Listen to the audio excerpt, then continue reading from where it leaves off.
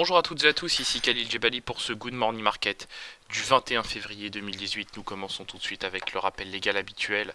XTB France informe les participants que la présentation à venir et les informations qui vont être dispensées ne constituent pas en aucune manière une sollicitation ou incitation à acheter ou vendre des produits financiers. On attaque tout de suite avec le calendrier économique de ce mercredi 21 février.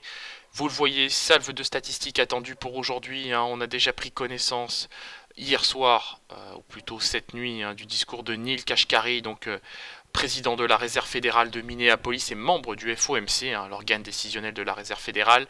Par ailleurs, cette journée sera marquée par l'indice P, par la publication des indices PMI, manufacturiers et des services préliminaires pour le mois de février en zone euro, en Allemagne et aux États-Unis, évidemment.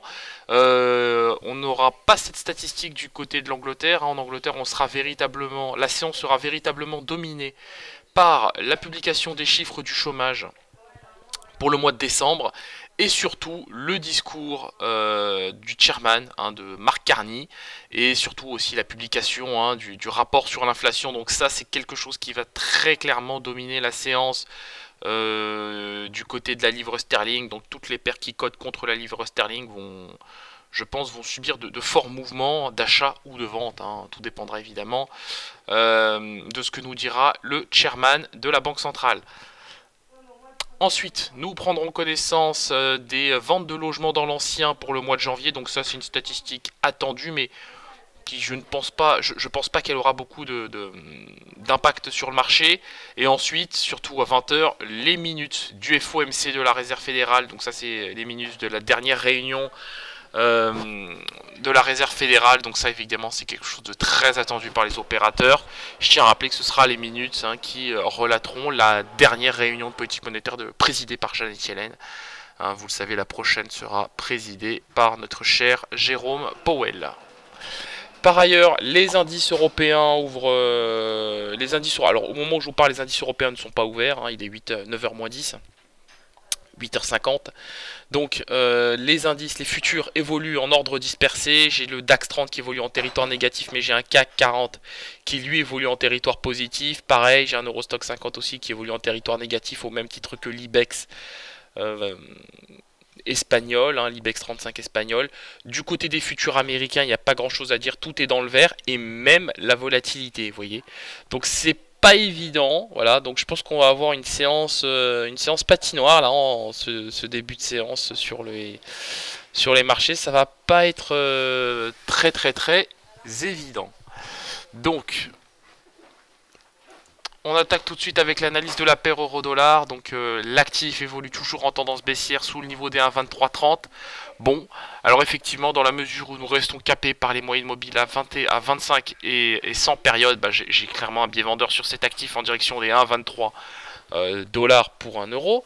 Maintenant, si le DAX 30 continue de perdre du terrain, je pense que ça pourrait apporter du catalyseur à l'euro, des catalyseurs à l'euro. Alors l'autre élément évidemment, c'est les taux, d'accord? C'est l'évolution des rendements obligataires, vous le savez, donc ça c'est véritablement le driver qui dicte la tendance depuis le début de l'année sur les indices.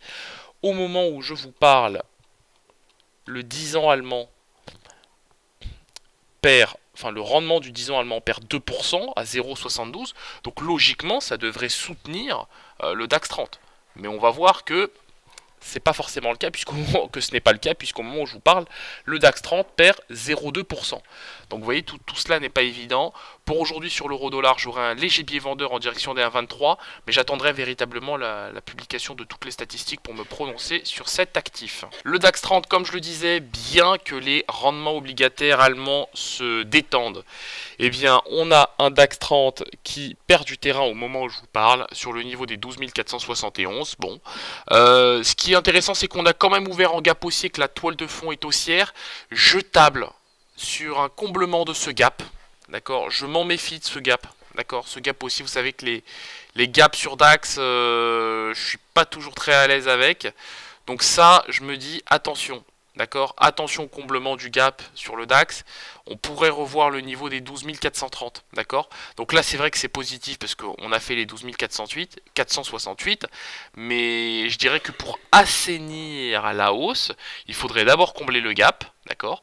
Et ensuite, effectivement, repartir idéalement en direction des 12 499, disons 12 500 points sur l'indice DAX 30. Le gold. Alors, le gold, au même titre que l'euro-dollar, évolue en tendance baissière puisque les prix sont capés par les deux moyennes mobiles à 25 et 100 périodes. Bon, j'ai aussi un léger biais vendeur à très court terme. Je pense qu'on va revoir le niveau des 1325 $ l'once.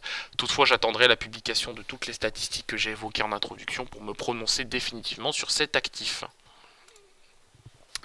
Le WTI, donc je faisais état lundi d'une accumulation des positions acheteuses, nettes acheteuses évidemment sur le WTI. Donc pour l'heure, il semble que l'actif évidemment perde du terrain. Je m'interroge sur la viabilité du propos tenu lundi et sur mon biais aussi tenu lundi, puisque je vois clairement que ça invalide évidemment au moment où je vous parle. Les prix restent plus ou moins portés par la moyenne mobile à cette période, donc ça c'est quelque chose qui m'intéresse. Le gap baissier me plaît aussi. Voilà, je me dis que pourquoi pas un comblement du gap sur le WTI en direction des 61,55. Voilà.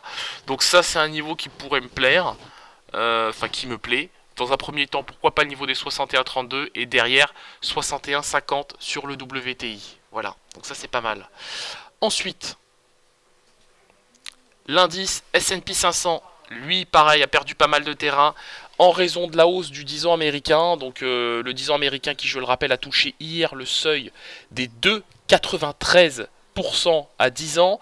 Donc il y a de vraies tensions au niveau du 10 ans américain. Au moment où je vous parle, on est à peu près stable à 2,89, donc on perd un peu de terrain. Alors évidemment, hein, l'évolution du 10 ans, enfin des rendements obligataires américains ont vocation à soutenir le dollar US. C'est ce que nous observons face au dollar yen, face à l'euro dollar et face à d'autres paires de devises.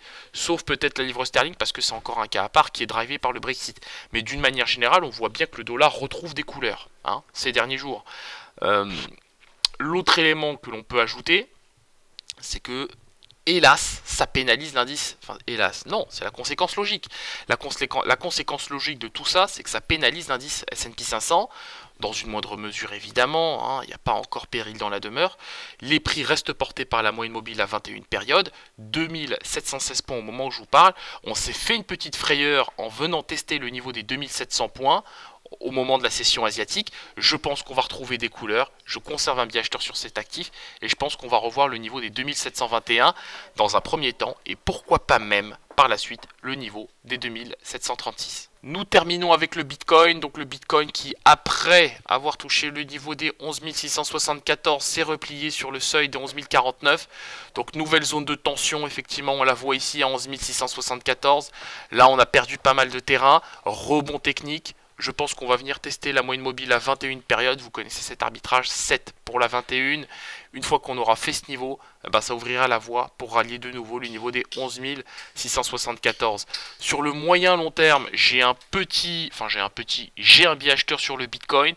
Et je pense qu'on va revoir le niveau des 12 800. Alors j'ai bien conscience que ça ne se fera pas en une séance.